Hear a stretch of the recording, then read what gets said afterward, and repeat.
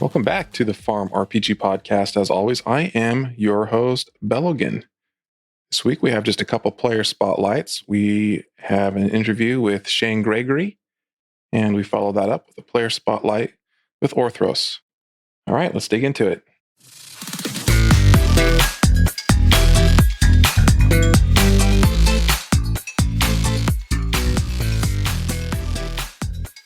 Welcome back for another player spotlight on the Farm RPG Podcast. I am your host, Bhelogan, flying solo tonight because somebody got caught late at work. So we won't blame Augie for that one. Our guest for this segment happened to reach out and ping me when I mentioned that we were struggling to get guests for the podcast and thus bribing people to show up. So I'm not sure what this is going to cost me just yet. We'll find out. But we have Shane Gregory tonight. This won't cost you anything. Thanks for having me. Oh, awesome. I'm just happy to be here. Good. I don't have to try to fill your mailbox or anything like that. No. Nothing like that. Well, when this goes live, I'm sure you'll get a bunch of crap from random people. That's just the way it works. If that's how it goes, so be it. I can't the sacrifice you're willing to make, right? I don't exactly need free things, so I'm not too upset. Now, you're one of our alpha testers. I am. You get your fingers in a lot of stuff a little bit early. How's the alpha testing, and what kind of convinced you to go that route? Well, the first reason I did it is because the gold was a good buy, but I also like having exclusive access. So now I sit on a hoard of gold and I have exclusive access, and it makes me feel special. So if you're going to give a plug for other people to be an alpha tester, what would you say this is why you should do it? That isn't a question I was prepared to answer. I like getting the updates ahead of time so I know what's coming, kind of a little bit know what to prepare for. Saves me a little bit of hassle, but like the quests aren't open, so it's not that much hassle saved. I really just like seeing what's coming down the pipeline. I don't know. I like this game so much that I like to know what's coming ahead of time and how it's progressing. That's why I did it, or like at least why I keep it, because I don't really need the gold anymore either. But it's nice to be able to be the first to see what's coming and get excited about it. There we go. Free advertising for Firestream for Patreon. I do so much free advertising for Firestream. Now, you have been playing since about January the start of this 12th. year. Is that right? January 11th? 8th is what your profile says. Now, maybe that's when you created your account, but maybe you didn't start playing until later. I don't know. No, I created it and started playing on the same day. I have played every single day since January 8th. All right. It is the 8th. So, back on January 8th, where did you find Farm RPG? I found Farm RPG, I think it was just on the App Store, like everyone else says. I was looking for incremental games because I love incremental games. And I searched it. It came up. I said, okay, I'll give it a shot. And I don't know, like 3 days in, I realized I had played like nonstop. And I was like, okay, this might be something. Something to this farm game that's not really farming, or maybe a little bit.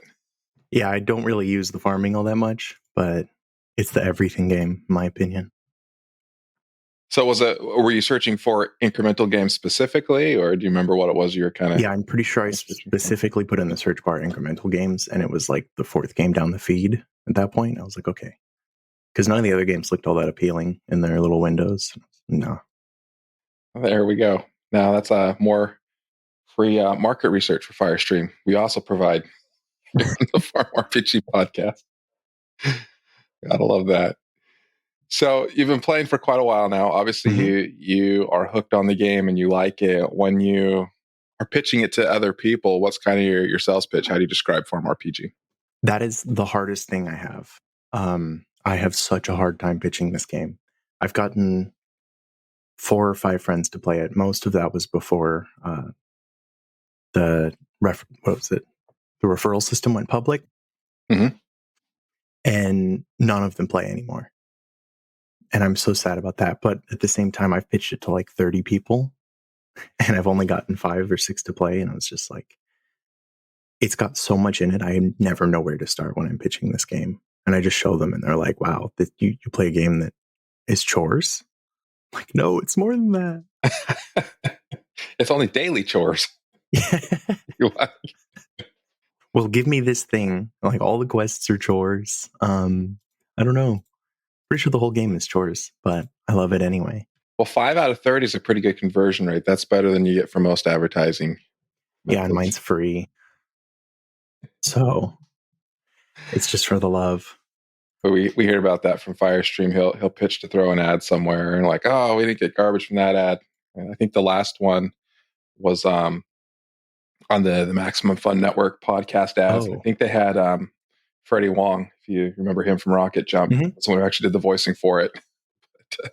And there was no conversion? Yeah, I don't know if we've seen. Well, I don't know. I mean, we've watched the numbers since they've gone live and haven't necessarily seen them tick up yet. Although podcast, not everybody listens to him live first. And they come out. They kind of have some lifespan to him. So I don't know. We'll see. Maybe it'll come up later on. All right. Here's Milkbark saying, "Hey, I could sub for Augie, but he's too late, so I'm going to shame him for that." I'm the new Augie now. I can never replace Augie. Although I can ramble. I think this game's most benefited from like personal people saying that they enjoy it and it's like actually coming from the heart. Mm-hmm. So I don't know how much like a straight up ad would really affect people. Although I did meet someone that came to the game from, Destin Sandlin from Smarter Every Day. I don't know. So YouTube channel Smarter Every Day. It's got a boatload of subscribers, but there's a podcast that he has too, and they mentioned it because I think Destin knows FS. Mm-hmm. And they just mentioned this game because they had an episode talking about games. And I met a couple people that came over from that. Oh, cool. Because they were just talking about FS being local and, one-man dev and all that. And that kind of appeals to people too, I think. Yep. Now we're going to call out Force Path. He just offered too. Like, oh, I could hop on. Like, dude, nope. Too late. It's only 8 minutes in. Let's get a party going. 8 minutes in, and we've already called out Milkbark and Force Path. Guys, you had a 5-minute notice. Why couldn't you show up? Come on. I think we'll give him a pass on that. All right, awesome. Yeah, there have been definitely a few podcasts as well that have called us out specifically. I've noticed that like the Incremental Games subreddit is really upset about the farm RPG community. Oh yeah. Because everybody just talks about this game and they're like, it's such a good game. Everybody's like, stop plugging this game. What's with all the bots? And it's like, no, we all just love this game. I mean, that's kind of Reddit though, right? If it's good, everybody there hates it. Yeah, that's the truth. So your username is Shane Gregory. Where did that come from? My mom. She gave it to me at birth. So you're one of these people, not to call out anyone specific, like Augie, that use your that use your real name as your username, it sounds like. Yeah, so I've had probably like 15 false usernames in my internet career, I guess. Time on the internet. I don't get paid for any of this. And every time I join something where someone can call me out, like via voice, it upsets me to no end when I get called something that isn't my name. And it's like not like a frustration or anything, but I don't know. When they call me by whatever, I'm not going to use any of my usernames because they're all so embarrassing and horrible. But when I get called by any of those, I'm like, this is my name. Please call me that. It did take a little while to get used to people calling me Bhelogan instead of my real name, but I've gotten there. I think the first really awkward encounter for that I had was several years ago. And for work I was traveling to, it was up in Knoxville, Tennessee that I went. And one of the guys in my guild on MechWarrior Online lived up there. And so we decided we're going to go get dinner together with him and his wife. And so we meet up. I'm like, all right, do we call each other Carnage and Bhelogan, or do we go by our real names? And it's like, go by your real names. It's like, I'm not calling him Carnage. Like, all right. So we ditched it for that moment. But all right, there you go. So you had the chance to be anonymous and you chose otherwise. But it's not my last name. It's my middle name, if that means anything. Oh, okay. Yeah. Well, now you're just giving us even more information. I don't know. Right? I guess. Please don't. There's probably fewer Shane Gregory with Gregory as a middle name than there's with the last name would be my guess. But I don't know. Every time I try to take the username, somehow it's taken. I'm like, how? Interesting. Yeah, I know like 3 Shanes in my whole life. How is my username always taken? Well, yeah, All right, we'll leave it at that before I get into more trouble. Okay. Yeah. Before I get myself into more trouble. Something like that. Yeah. So besides Farm RPG, what other kind of games do you like to play? Right now, I'm playing a lot of Final Fantasy 14, the Final Fantasy MMORPG. Mhm. And with another group of friends, I mostly play like first person shooters just to stay in touch with them. But I honestly don't love those. So Final Fantasy 14, final answer. There you go. Do you have any non-electronic games you like to play? No. I thought about that. I don't. All right. If there's no I have a lot of transistors, you're books. not on board. I have a lot of books, but I don't have board games. I think that's just because they're kind of expensive and I don't have IRL friends. But I guess we won't get into that. That is a challenge. They are pricey. And I recently moved across the country, so I don't like. It's not that I can't make friends. It's just that I just don't have any here, so I don't see the point. Currently. It's a little bit different when you're an adult and you move than when you're a kid too, right? Mm-hmm. You have like your work coworkers, and some people love to hang out with their work coworkers, and other people are just like, I see you all day at work. I don't want to see you after work. I don't personally. I don't know. I don't want my coworkers involved all that much in my personal life. It like the ones that I like, I'll keep in touch with them when I get out of wherever I'm in, and then I'll hang out with them. But while I work with them, I don't prefer to do that. Yeah, keep some distance there. Not a bad thing. Different parts of the country and different what's what I'm looking for. I don't know. Different social spheres kind of treat that differently. There are parts where it's kind of like you're with your coworkers all day and after work, and then you come home, and that's it. And other parts, it's very, very separated.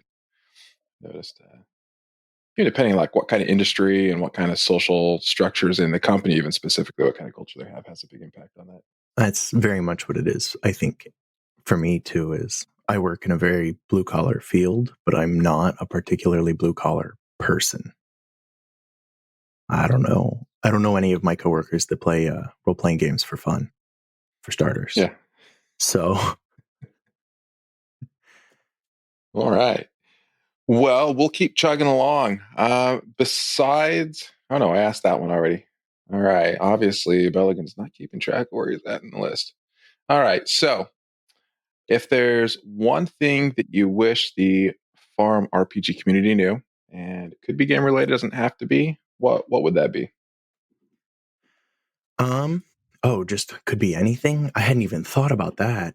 Be anything. Yeah. Like contribute to your 401k at least as much as your company matches or whatever. I don't know.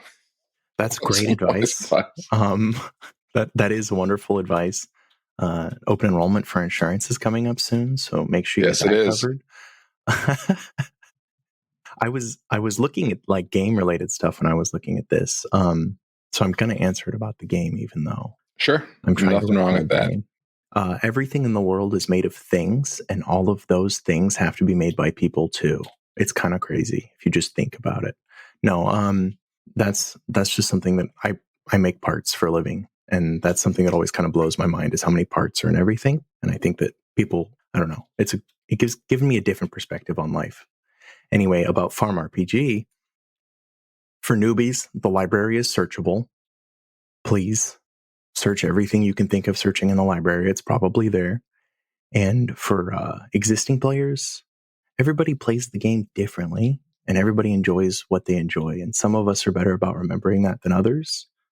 And some of us sometimes forget and try to make other people play the way we do. But this game's so lovely and varied that you need to remember that there's something here for everyone. And everyone can have their own play style and it can be different. There's not one right way to play. Are you sure? Well, there's my way. And that is, that's min-maxing everything and then not actually min-maxing. It's just finding the best way to play it and feeling guilty about not being it. And then not doing it, right? Yeah, exactly. It's making 50 spreadsheets about perfect gameplay and then, spending all your time in help chat. And then choosing something else. That sounds a lot like a conversation Code Ranger and I had early on in the podcast. I love figuring out the optimal way to do things and then not doing it. Yeah. Doing what I want instead. It could be better, but I want to do this. I don't know if it's out of beta yet, but on your point with the library, once it comes out of beta, you can now favorite your favorite library pages. Yes, I've noticed that. I'm as a beta tester. I bet you can guess what at least a couple of my favorite pages are right off the bat. Podcast. Podcast, yep, that's one of them. That's the only guess I've got. I'm sorry. Perk tier list by Bhelogan. Oh yeah, one of my favorites. PTLBD. Yep. Townsfolk, I have on there. That's a good one. Video tutorials. That's right. That's you. Those haven't really been updated since the podcast started. That's kind of sucked up my time. The other one is a staff-only page for staff podcast. That's fair. I can imagine staff-only pages would be pretty important. They are useful, but I would highly recommend everyone go to the podcast library page and mark it as a favorite. Okay, just do it. I'll do that just for you. We'll see how many people we can get to make that their favorite. These numbers are tracked. There will be statistics on them, I'm sure. Noted. Most of my I didn't favorite any pages because I have like all the most useful ones just up here. Because I spend a lot of time, or at least I used to spend more, but I still spend quite a bit of time in help chat, so it's pretty helpful to just be able to spit those out. Yeah, click on them, get the link. No, just go. Square bracket. Bracket. Yeah. Well, you can click on the name of the podcast page on the library page. I didn't say podcast. You can click on the name of the library page on the library page, and it copies it to your clipboard, so that you can instantly just paste it into chat. For those who did not know, it's a shortcut for library pages. Yeah, but then you're not the first to reply in help chat. If you have to search it in the library yourself. Well, if you have it favorited, you go to the favorite. There you go. It's one click. Then you click the title to copy it, and then you paste it in. So the only way faster would probably be if you had it on a macro. That might be the new help chat meta. It could be. Let's talk about that help chat meta. What is the meta in help chat nowadays? What's the most common question you run into? After Craftworks, it's why do I lose money when I'm exploring? Okay. And so that happens quite a bit. But why do I lose money when I'm exploring? Because the Craftworks automatically uses those new materials to craft things for you, and crafting costs money. So as you craft, you're going to spend money. As you craft, you're spending money, and as you explore, you're crafting. So you're spending a little bit of money. Most of the time, it's not too bad unless you buy Craftworks really early in the game, and you're kind of iffy on the silver. There we go. That's what the new players are facing nowadays, the intricacies of Craftworks and exploring. Love it. Apparently, there's a bug that if you're too low on silver, the Craftworks will just put you in negative silver. Yeah. We could try that. Put all your silver in the bank and then go explore. Sure. I haven't tested it myself, and I've had. We could try it. We could try it right now. Yeah, I'm going to go to the bank. Trying it right now. I go deposit all my silver. I'm sitting on like 31 billion. All right. Yeah, I'm trying to finish climbing my tower. So I'm poor. I'm going to have to explore in the forest because that's where everything I craft is at. And no, my silver's just sitting at 0. It's not going negative. So maybe that was a thing. Maybe it's been quietly patched out. But I've seen some people comment on it. Yeah. Let's see if I'm sitting on my wood that I haven't used. Yeah, it's not making boards out of that wood. There we go. Love to see it. So either you have to have enough to kind of start, maybe if you had a little bit of silver, it would start to do it. I don't know. But if you have no silver, it won't make you go negative initially. So that's been patched out. I'll keep testing. I'll keep you in the loop. All right. I'm going to withdraw some more here now, so I don't feel completely poor. I like to keep a little bit of money on me. How much do I want to grab? I don't know how many zeros that is. All right, 10 billion. I just 1, 2, 3, 1, 2, 3. Like as I'm hitting the 0, I just count it out in my head. Like I do the same thing, but I lost the place in my head where how many zeros I'd hit while I was talking.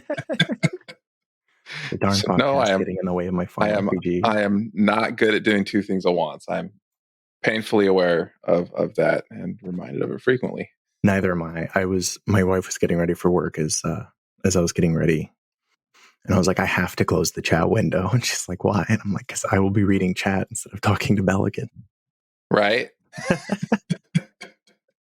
And then you'll get sidetracked. So I have Farm RPG at like 250%, so the chat window automatically closes in the corner. There you go. That's one way to do it. You can also turn it off from settings for those who, I'm sure everybody who listens knows, but there you go. Why would I do that? The other thing that we could do, we have had people ask us to give them a chat ban so that they wouldn't be tempted. Like, I've got a final coming up. Can you just chat ban me for the week? Like, okay. Wow. We've had it happen. We've even done that with game bans occasionally. That's crazy. I don't know if I've done that in Farm RPG. I did that in Titan Conquest a few times. I don't know. I don't know if I'd want to, like, I don't know how you guys do mod actions. I know in like Twitch mod actions are like you can like leave mod notes on someone's profile. Oh, yes. We have notes on people's profiles. Okay. And we can go see what's on there. No, I've done that before. I think the funny thing about it was the player that wanted me to ban them for the week so they get ready for final. Like 2 days later, they're like, "All right, I can't handle it anymore. Let me back you." I'm like, "Okay, I'm not going to be sure responsible for you." Own good. Yeah, I'm not going to tell you no. Yeah. All right. Well, we've got one last question for you. One that we've already probably heard some answers to as we've been chatting over the last 20 minutes or so. But wow. Give us an interesting fact about yourself. This one was honestly the hardest one for me. Just reading them. My life isn't particularly interesting in like I don't think I have that many like singularly interesting things, but I feel like I'm relatively interesting in the aggregate. And I think that's because something's always going on. So like my wife and I always have a project going on. I've spent a lot of my time doing community moderation. Like I'm really busy on Discord and Twitch, moderating streams in my free time. And my wife was breeding crested geckos for a while, so that kind of became my project when she didn't want to do that. And then now I take care of geckos. We had a dozen snakes before we left our old state. We have 4 rabbits and 3 cats. So that's kind of a lot. I have some equipment to make t-shirts coming, so I'm going to start making my own t-shirt. Like just something's always happening in my life. All right, so you're going to start making some black market Farm RPG t-shirts. Most definitely, yes. I will make myself at least one, probably closer to 5 Farm RPG t-shirts. All right, when you get there, I'll have you make me something, and I will wear it when I travel. All right, amazing.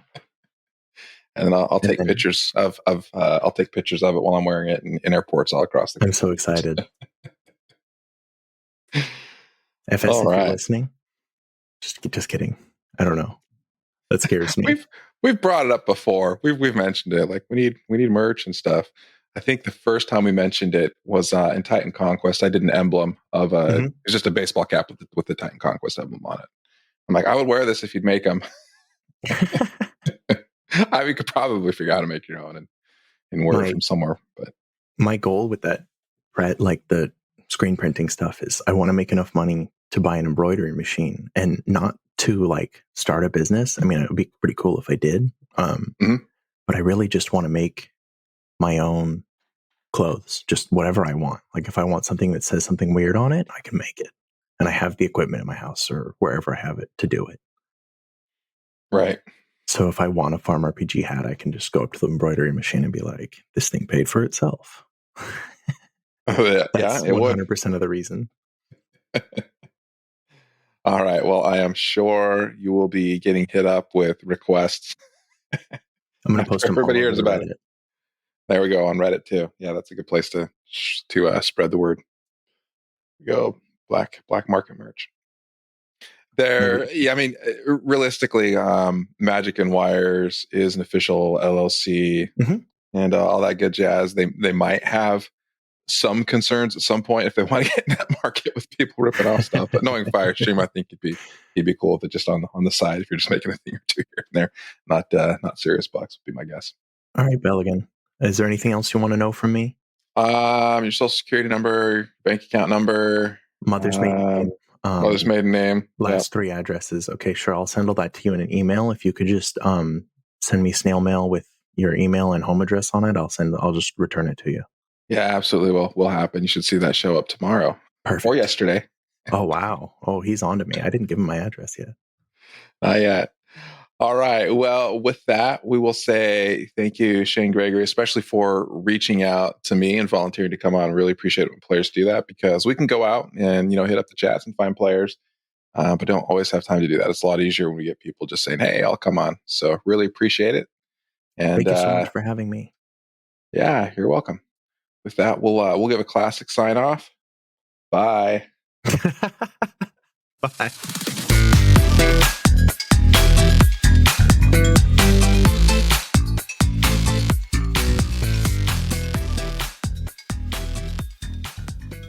This is the Farm RPG podcast. As always, I am your host, Bhelogan, and we have a little bit of a different type of a player spotlight today. This one came in as a recommendation from 12th Otter, who said, "Hey, you should interview this player." And I said, "Okay, well, we'll reach out and do it."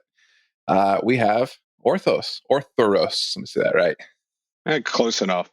If we butcher it really bad, it'll be orthros.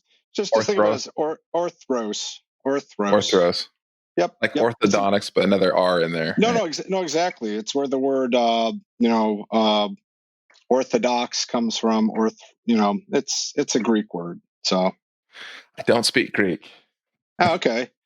So then just think of, like you said, orthodontics, and then roast. Like, I guess like a roast without the T. Orthros. Orthros. There we go. Yep. I will try not to butcher that any worse than anyone butchers my name. Well, and do you prefer Bell? Bell, Logan, Bhelogan, however you want to say it, baloney.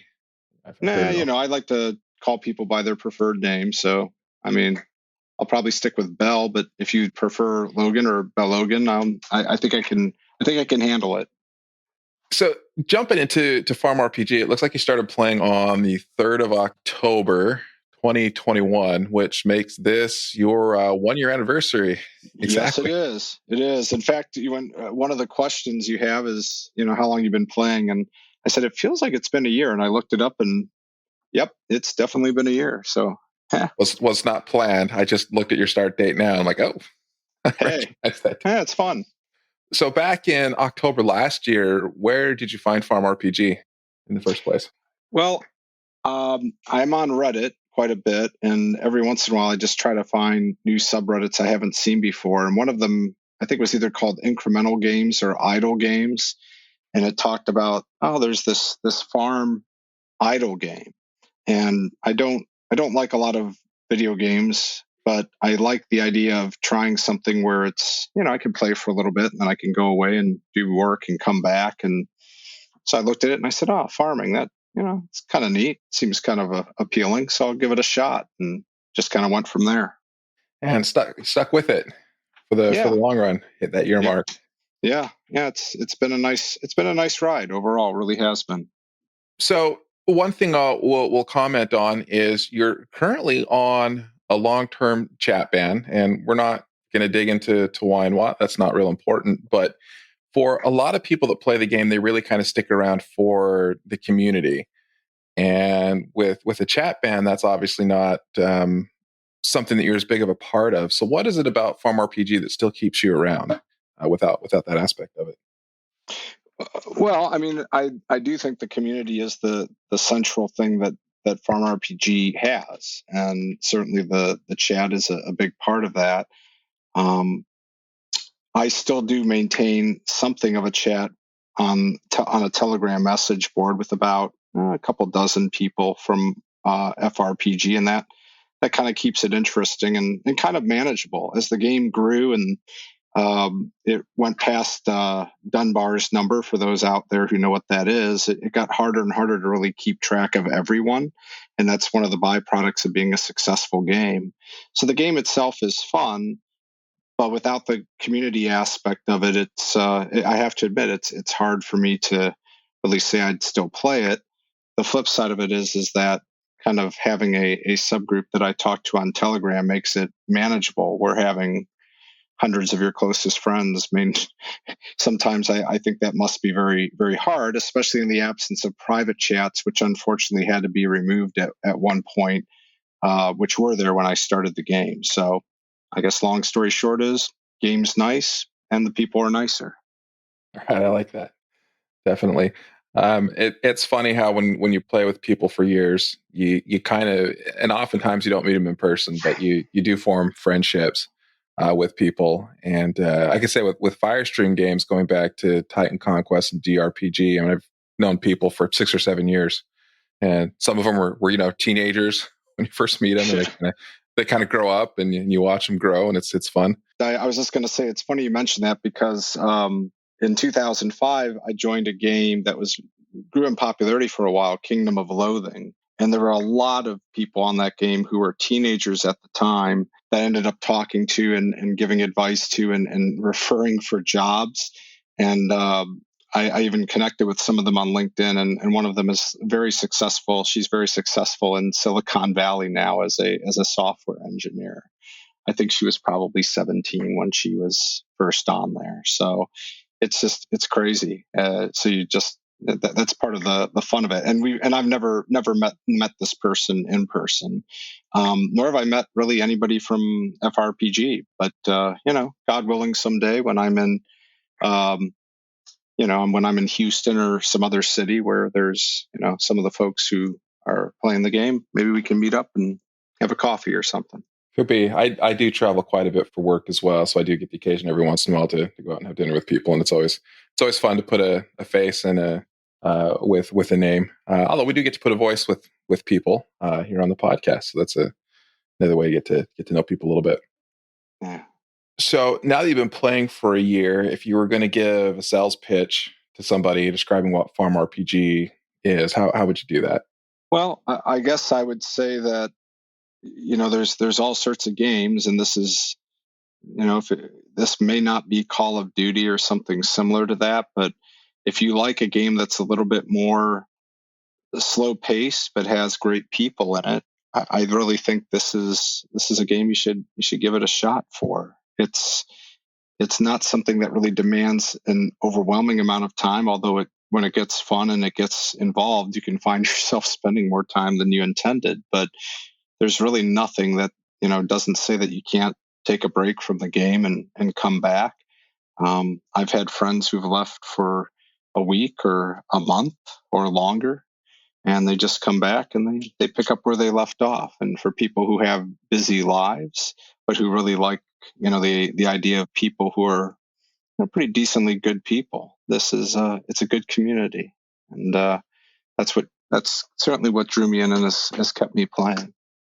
So you mentioned the orthros is kind of a Greek name. Where did that come from for you as far as a username, and when did you start using it? I've been using that name for a while. I had a couple other handles I use going back. I'm basically 50, so I'm going to be a lot older, I think, than most of your audience. But back in the dark ages, you had BBSs where you had to actually call up on a phone line and you could connect to one small place at a time, and you picked a handle and hope nobody else had it.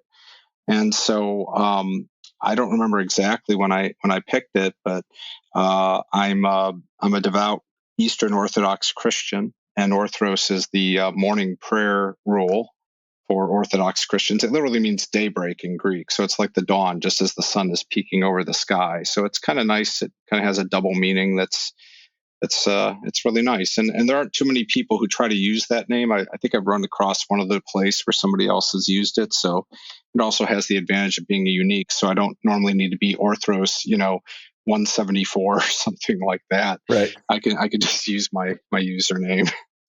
It's always an advantage when you don't have to worry about it being taken. Yeah. Take the numbers. We were talking to somebody, I can't remember who it was. We asked them, about the username, and they had the same kind of thing. Is usually it's not taken. If it is, I just start sticking on numbers, and the numbers I stick on are their phone number. Like, oh, wow. All right, by the time you get to like the 8th digit, you got to call the person and say, "Hey, I want my name and my phone number back." That's bold too. So, besides Farm RPG, what other kind of games do you like to play? Well, interesting, as I said, I don't play a lot of video games, but there's one video game that, for whatever weird reason, I really, really enjoy. And it's kind of a niche sort of game. It's called Dicey Dungeons. It's really just a probability and critical thinking exercise masked as a game, but it's a really, really fun probability game.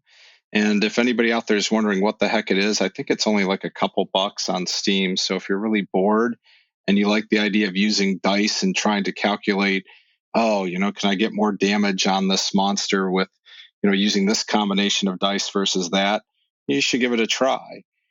Now, that said, I love board games, and I own over about 100 of them. And the most recent one I've been playing, which if they're, hopefully this might appeal to a certain subsegment of your listeners, has been a game called Obsession, Pride, Intrigue, and Prejudice in Victorian England. My wife is very British. She loves the board play, the role play aspect of it, and I like it a lot too. It actually is rated very highly on Board Game Geek. I have to admit that it did not seem like it would appeal to me, but it's been a lot of fun. So those are kind of the two ones. I like a lot of Euro style board games, Stone Age, Puerto Rico, Wingspan, stuff like that. So that's about it. All right, very cool. I like board games, but I'm really, although I'm aware of a lot of them, I haven't played that many at all. I had Yeah, you kind of need a critical mass, and what's nice is I've got 7 kids, and most of them are older, so I can usually wrangle some of them, or some of them are usually excited to play at least some of the games all the time. So I've got kind of a built-in, I've got a built-in squad to play games with, which helps a lot. It's you need some time too, which I don't always have, but it's very interactive. It's very much like FRPG. It's very much it's a community event, masked as kind of a competition. Yeah. I think Munchkin's the last board game we've played a lot in my that's house. fun. That's fun. It's an amusing game. And there's a Munchkin version of a game called Love Letter called Loot Letter that my kids find hilarious. So yeah, Very fun. Fun game. A couple of weeks ago, I was in Austin for work, and my sales guy that I was supporting for dinner, we went to a place there where you rent board games. Neat. It was pretty fun. I can't remember the name of the place, but we ended up playing Settlers of Catan because that's a classic. I haven't played it. I'm like, yeah, I know of it, but I haven't played it. So we played good rounds of that. I think he let me win the third game, but that's like the gateway drug of board games. So hope if you liked it, great. If not, maybe it's not for you. But yeah, those places where you can rent board games are great. So instead of dropping $80 on a board game, you can maybe drop $10 and borrow it for a week or something like that. So yeah, it's fun. We were sitting next to a couple of tables. We're all playing Dungeons and Dragons. That's nice. That's my cup of tea. I do a lot of that. Oh, neat. Yeah, I used to do that more as a kid. I haven't done it as much growing up. I always am very envious of adults who manage to pull together a group who could play that, because it really requires a degree of commitment that can be kind of challenging as you get older. Yeah, well, our podcast listeners know we have a D&D on the Farm RPG series that runs on the podcast, and we play pretty much an hour every week. It works out great to have a short session rather regularly to pull that off. But. No, well, that's neat. I'm glad to hear you're able to do that. All right. Well, moving on in our questionnaire, if there's one thing that you wish the Farm RPG community knew, and doesn't have to be game related, but it could be, what would that be? Oh, yeah, that was the one I wasn't able to answer. I'm not really sure. Like, what kind of answers are you getting from other people? Everything from silly things to really important life lessons, like, don't wash your eyes out with cayenne pepper. I don't know, maybe you do. To corn gel never ends. Very, very well. Yeah, it's undeniably good advice. The cayenne pepper thing. Yeah. I don't know. I'd have to think about that for a little bit. I'm trying to distill everything down to this one grand idea. I do a lot of work in financial stuff, so and I'm old enough to be boring this way, but I'll just say, before you go into debt, think really, really hard whether or not you want to, because it can just make life a lot more challenging. And yes, I understand it's not always avoidable. I grew up what I guess they call working poor these days, but yeah, it's tough. It's tough to get out of a financial hole. So I guess to be more positive, just try to make sure that the things that you're spending money on are things that align with what you really want to do and not what you think other people think you ought to be using your money for. That'll help you keep out of debt too. That's some great advice. I'm definitely a huge proponent of living within your means. Yeah. Every time you borrow debt, you can just think of taking money from future you, and then when you get there, future you looks at past you and says, "What a jerk that guy was." So there you go. Yep. Exactly. All right. And then the last question we have for you tonight is, tell us an interesting fact about yourself. Oh man. All the things I can think of don't sound all that interesting. Maybe that's interesting, that it's so hard to find something about me that's interesting. That's a cop-out answer. Everyone's like, I'm boring. I'm not interesting. That's not true. I don't believe that about anybody. Let's see. I won a poetry contest in high school. That's kind of interesting, I guess. Yeah, that is. What? Oh, my wife is over here listening with one ear. I've got headphones on, and she's like, "You've been to Russia and Greece." So yeah, I've visited Russia, Greece. I've been to Russia twice, Greece 3 times. I've been to Mount Athos, which is considered the holiest site to Eastern Orthodox Christians, twice. And I've been to Turkey. So there you go. That's kind of interesting. Yeah, that's quite a few places in the world. I haven't been to any of those. I spent some time in Israel and the Czech Republic and Slovakia. Oh, wonderful. Now I'm Slovak, so I'm really envious, especially about Czechia and Slovakia. Did you enjoy it? I did. I was in Slovakia only for about a month, and long enough that I didn't try to learn Slovak. I just spoke to Czech and people when we talked to people. They understood me. It was the end of the 90s, so they hadn't been split for that long yet. At that point, there's my interesting fact. You reminded me. I'm on an 80-day streak on Duolingo for learning Spanish. I mean, what could be more exciting than that? Do you do the competitions for what league you're in? What league? I just got promoted. My wife is actually in the Diamond League. I feel compelled to brag about her because she's doing way better than me. We started at the same time. I'm in the Ruby League. I'm sorry, no, I'm in the Emerald League. I've just been promoted. I'm in the Emerald League. So congrats to me, I guess. I don't know what it means, but it sounds like a nice gem. I like Emerald. Sounds like a nice one. Yeah, that's where my wife is. She's in the Diamond League, and she's very competitive with making sure she doesn't get in the demotion zone every single day. Yeah, that's where Susan is. So what language is she learning, or languages? She does French and German, and then she is Czech. So when she wants to cheat, she'll go do Czech on there. But she doesn't do that very often. Mostly it's French at this point. Yeah. Now, interestingly, my wife knows a bit of French and German, enough to be conversational, and she and I are both learning Spanish right now. So that's been a lot of fun. And my 8-year-old daughter is probably as good at Spanish as I am. She keeps coming up to me and speaking to me in Spanish, and I'm going, I have no idea what you're saying to me. So that's fun. There you go. All the Spanish I know I learned from Dora the Explorer and Diego, which kind of gives away when my kids were young. And, boy. Nice. Riding the light rail in Portland, Oregon. Oh, wow. That's nice. I interviewed in Portland. I got an offer from Intel. That was almost 25 years ago now. I loved being in Portland. Powell's was just a great place. I could have spent days there. I hope it's still open. Do you know? I'm actually not sure. We lived in Oregon for about 8 years and moved, I want to say 2012, 2013, Southeast at that point. So I'm not sure. I'm back every once in a while for tech stuff, but that's about it. So. Gotcha. I'm sure I can look it up. I'm sure Google is my friend. I'm sure Google will tell you. Yep. Yeah. Did you go to Powell's at all when you were there? Once or twice. Yeah. Okay. Downtown. Spent a lot of time riding the light rail to and from classes at Portland State University and where I worked at the time. Anyway.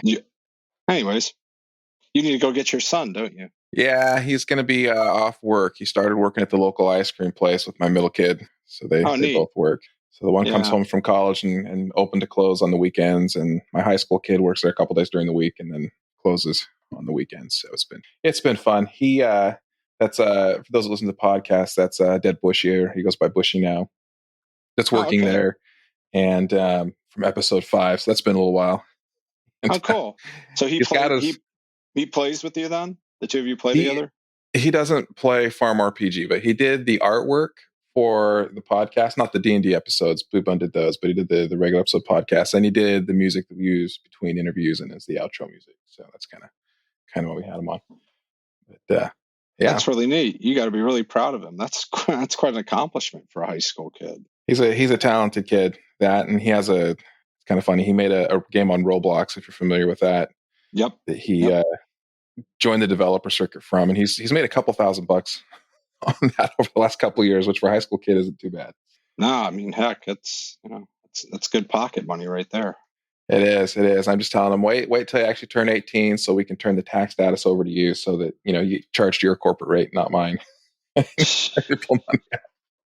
Nice. That's another story.